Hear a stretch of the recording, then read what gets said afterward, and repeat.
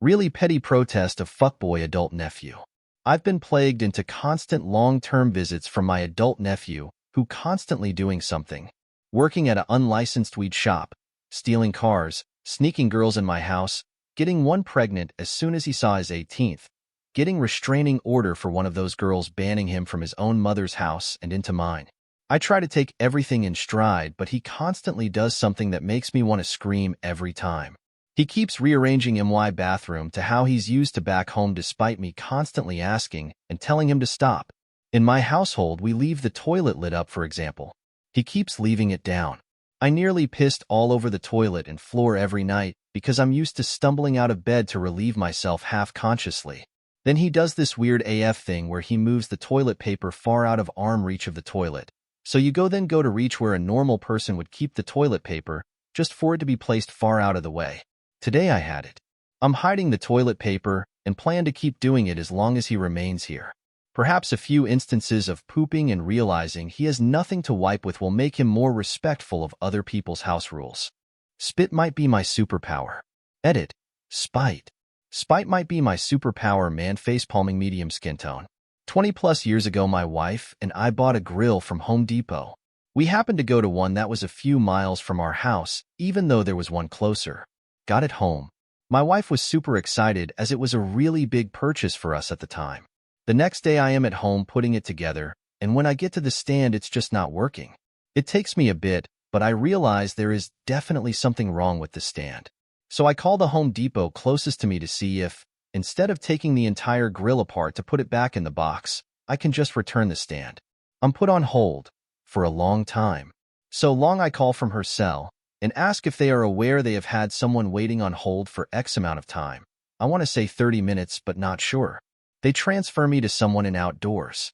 I explain the situation and ask if I can just swap out the stand. He tells me no. Keep in mind I still have the receipt and just bought this less than 24 hours earlier from another Home Depot. I nicely ask to speak to a manager because I realize he probably doesn't have the authority to say yes. Not his fault.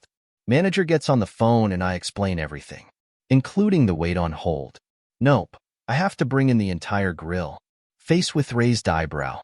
At this point I am upset, mostly because my wife is crying. I don't know why, and 20+ years later I still don't know why she was crying over this, but she did. This I don't take lightly. So I tell the manager okay. If that's what I need to do, I will. However, I am an electrician and am self-employed. I buy most of my materials at Home Depot. I'm small, so it's probably around $100,000 a year in sales. Drop in the bucket for Home Depot. And I don't make empty promises, so I'm not going to tell him that I won't ever shop there again. But I do promise you that I won't spend a dime there for at least a year. He says that he is sorry and wishes there was something he could do to change my mind. I remind him that there is. Just swap out the stand. He still says no. Okay. We're done. Promised kept. I not only didn't spend a dime there for a year, it lasted over 15 years. And in the last 5+ years, I have only shopped there a handful of times. However, I would go in there anytime I needed to return items. And when I would do returns, it would be a bunch of miscellaneous items, and usually be $500 to $1,000. I did this for 2 reasons. First, most stores, when they get returns, they are counted as negative sales, regardless of where they are bought. So not only did they not get the sales credit for the things I bought, they got negative sales for the things I returned. The second reason was to fill out the survey on the receipt. I would never ding the cashier who helped me do the returns and would often praise them. But I would always put in the comments my experience with the grill and the manager and why I would not spend money in that store. For the record, I called the store that we bought the grill at, and they were more than happy to just replace the stand. Even after I told them about the other store, they seemed confused as to why they said no. Made a kid eat sand. 90s memory. This story takes place when I was young, maybe about 5 to 7 years old, somewhere in there. I lived in a house across the street from an apartment complex. There was a little playground area directly across. Like my mom could have eyes on us while we played and talked to her friends on the phone or whatever while still keeping tabs on us.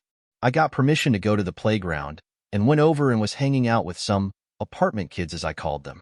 Most of the kids left and I was alone with a kid, male, my age, let's call him Quentin. He was kind of a bully and just like Mean for no reason. I have no idea why, but that's what I remember. I wanted the tall swing, like when the bigger kids would loop the swing around the metal structure thing and make it taller. So did he. We argued a little about it, and eventually he called me a motherfucker. I did not know what this meant at my age, but knew for sure it was a bad thing to say, and felt super offended. He also pushed me off the swing when I went to sit down. My parents always taught me to stand up for myself. I also grew up with brothers, so toughness for me was super important. So, little me decides to completely dominate this kid. I push him to the sand and start to take palm falls of sand, probably so dirty in just a cat litter box, really, into his mouth. Like, him face down with me straddling his back, WWF crippler crossface style, and just start shoving sand into his mouth.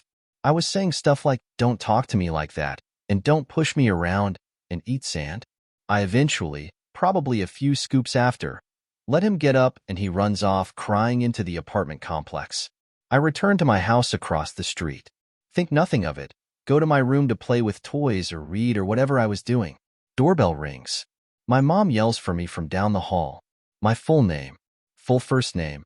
I usually go by a nickname, middle name, and I'm like, yikes, I'm in trouble.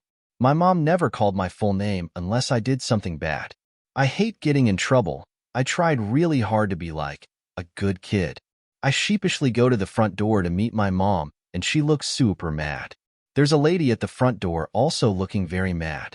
Quentin is also with her, looking like really pleased with himself, so I assume it's his mom.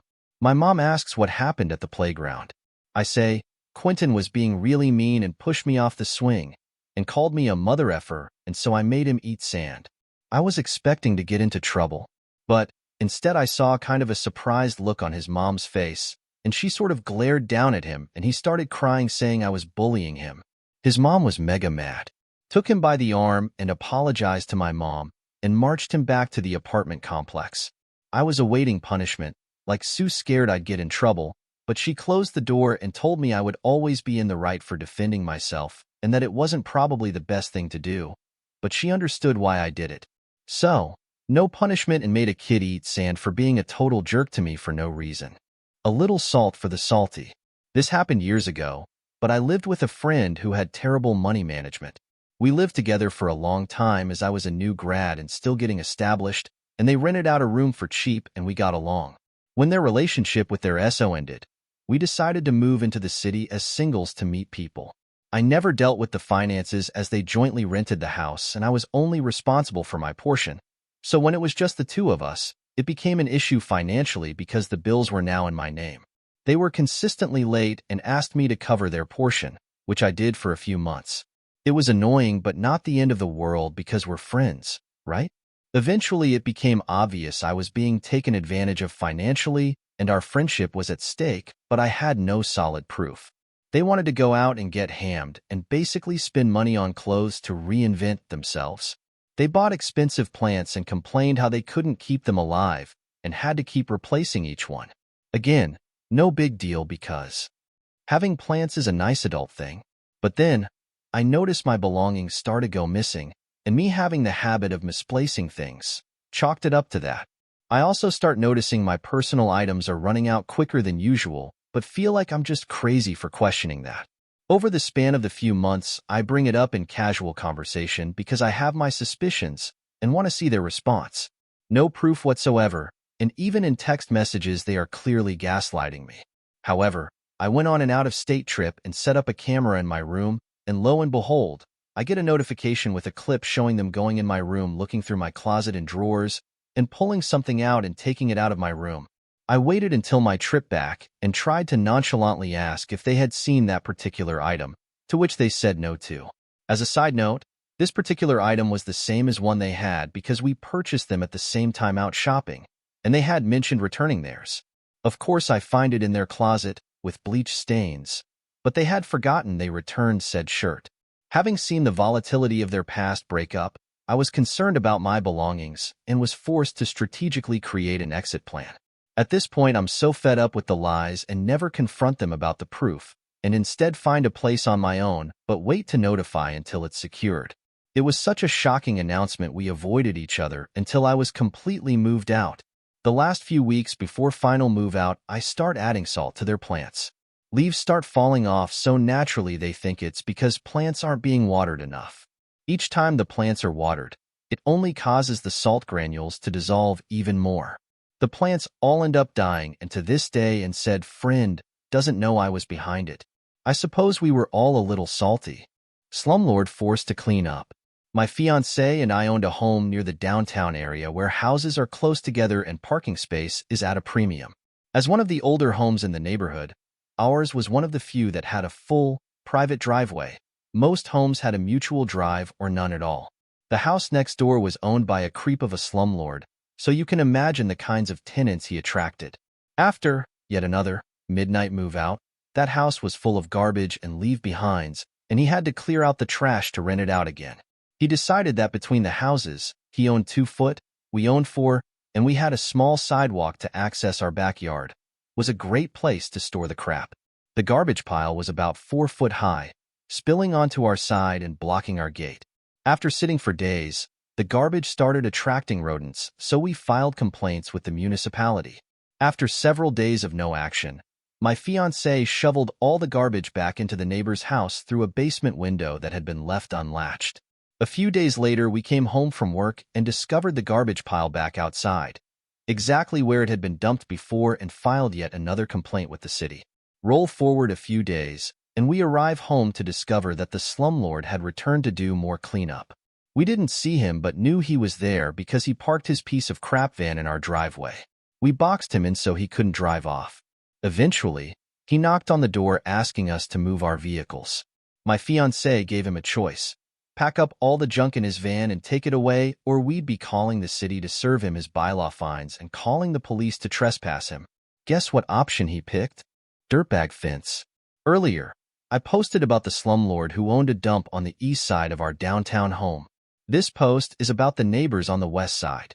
We were friendly with the owner, a senior, as well as her daughter, 40F, and grandson, 10M, who lived in the house. Being on a corner lot, their backyard and parking pad abutted our driveway. Before we bought the place, the owner had had a new privacy fence installed, right on top of the property line. The only strange thing was the placement of the gate. The gate was installed along our driveway instead of theirs, meaning to access their backyard they had to go onto our driveway. This wasn't an issue once we trained her son to not leave his bicycle laying in our driveway face with rolling eyes. Until No Shirt Guy came on the scene. No Shirt Guy was the new BF, and he was a train wreck, unemployed, used hard drugs, and drank to excess. We didn't much care for him, but the problems started when he began damaging our vehicles multiple times as he entered and exited their backyard gate. So we installed the Dirtbag Fence. The Dirtbag Fence consisted of several really gnarly, old, ugly, battered fence sections that someone was giving away for free. We plopped those things just a few inches inside our property line. Only the skinniest of bean poles could slither in between them. No Shirt Guy was pissed and called the city. Bylaw came out, saw the eyesore, but ultimately decided that the fence could stay as it didn't violate any bylaws. That fence stayed put until the neighbor came to her senses and threw the loser out face with tears of joy. I wish I could attach pictures. It was epic. ETAC link below, LOL. This former cook served his revenge cold. Years ago, I worked as a cook for a Greasy Spoon-style restaurant just off the interstate, I-95, that was connected to a hotel. The boss that hired me was great, got his paperwork done during the slow part of the day in 15 minutes, and worked side by side with us. The company fired this manager and replaced him with an awful manager who didn't drive, lived 15 miles away, and had to take 2 city buses to get to work, so she was never on time.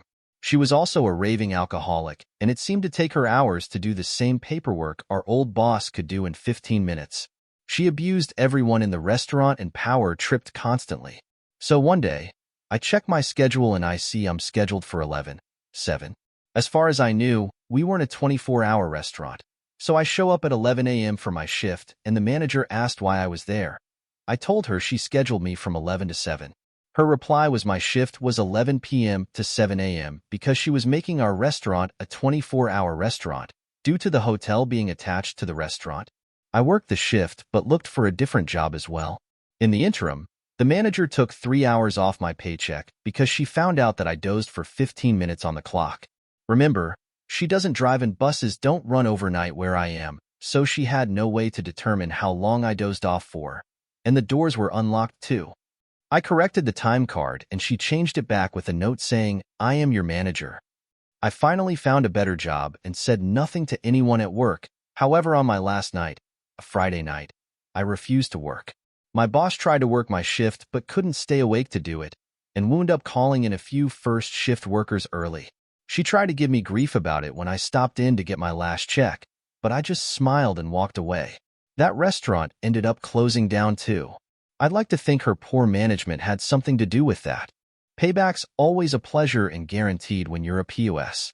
Little backstory, I made some mistakes when I was in my early 20s and ended up in prison for 5 years. I quickly realized that I was not who I believed myself to be and was not meant for the lifestyle of a criminal. I stuck to myself, read books, greeted everyone with the utmost respect, and worked out all the time. A lot of people, when they see you walking a narrow line and trying to go home, most of them are doing a lengthy stint or possibly won't come home. After serving 4 years, I was coming upon my release date. A fellow inmate that was housed in our section. He calls himself Nasty Nate from Oakland. I tried being compassionate and cool with this guy. I'm never one to judge a book by its cover, and we're all in here doing our time. This guy was covered in gun/stab wounds, an opium fiend, and constantly trying to get high/start fights and intimidating people who aren't gang members. This guy would start off being cool/funny, then asks you to borrow items/food. This was his MO, and if you ask him to pay back what he said he was going to, he'd instantly try to punk you or start a fight to avoid paying you, plus making you seem like a lame for not fighting to take back what's yours. I was going home in the year of 22 with a few months left, and he still had till 2028 to 2031. Constantly this guy would press me, pretending to take items out of my locker just to get a reaction out of me. Literally, this guy was the biggest pest/insecure bully I've ever encountered. Being the bigger man, I ignore a lot of his antics, and even got to the point where I knew he stole some coffee from my locker when we were out in the yard. Was in a dorm setting. I run as an other with Asians, Samoans/etc., but only 8 of us within the dorm. We are housed with blacks, which are considered neutral, till some shit like this occurs. My fellow friends wanted to make a huge issue out of it and could possibly ended up in a riot. I want this nightmare to end, being that I'm so close to going home. I bit my tongue and continued to stay strong till I got released. I've been free and off parole with no conditions since 23, and every month or so I'll send Nasty Nate lots of photos of gay men kissing, gay men calendars, sign up his CDCR prison hashtag looking for gay pen pals, and a pics of myself living my best life out here fishing, eating good food, with women at the club just out of spite. The returning address on his letter is a homeless shelter in Oakland, California, where he will be paroling to cause he has no family support. I will do this till he gets released, and I'm sure the COs in the facility probably clown the fuck out of him with the mails they open to see along with his month subscription of the calendar's LMAO. Enjoy your stay, Nate. Fucking bozo. Man tipping hand.